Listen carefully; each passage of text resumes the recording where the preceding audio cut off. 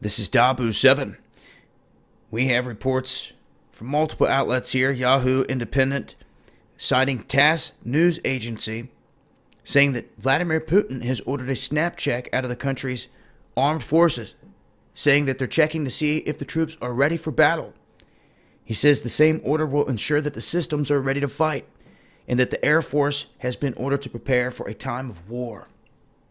Now, this isn't the first time we've seen this. We've seen Russia. I think Russia does more military maneuvers and drills than anyone. And we've seen them move around hundreds of thousands of people in these drills, take them underground. They're sending people to the Arctic, along the border with Poland, Lithuania, all down in Crimea, up in the Far East, Kamchatka. They're all over with their drills and making a lot of moves in the Arctic, in the far north, because they have a lot of ice crushers. Like 2030, America only has a couple. That's pretty crazy to think of, with all the other equipment and military power that we have when it comes down to those icebreakers and maneuvering through the ices and in the passageways up there. They're trying to lock down those lanes. But Russia's making moves here, and one of these times something big is going to pop off. Is it going to be nuking the USA? Well, that's a long way to go from Russia. If that's the kind of strike that's going to happen, it would be by sub from them or another way. I'm not saying they couldn't pull it off, from space or any other way. But to me, in this world stage, with the boogeyman ISIS running around and knowing that they created it, and that, to me, I've seen this before so many times. I mean, yes, it's different now. We have a Trump administration in office, and I will say that this is the first time they've puffed up, so to speak, flexing their muscles and big drills since Trump has been in office.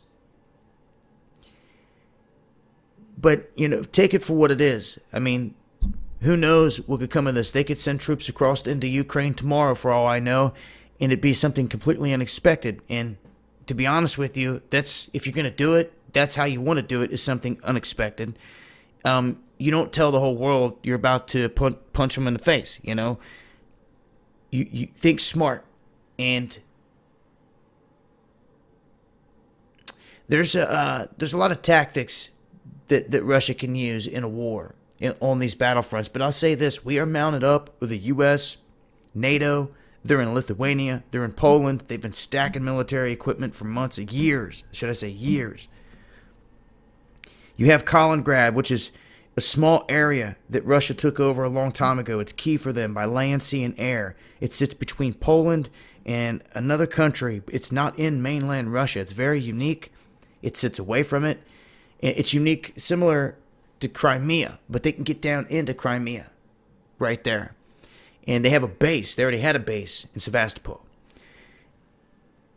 All that is key. Crimea, it's been stated before that they weren't stopping. NATO said they're not stopping unless Crimea is returned back. And, it doesn't look like that's ever going to happen. So, you can chalk it up as more saber rattling, or that Russia is keeping pace with what they normally do with these big drills, and a change of presidency here in the United States didn't make them soften up there whatsoever, it seems. And that's the latest. I mean, if I hear any more, I'll keep you guys posted. I'll leave a link in the description box. Make sure you're following me on Twitter and also on VidMe for some exclusive content, because you never know when YouTube's going to be down like it was earlier today. It's been WW3. Peace.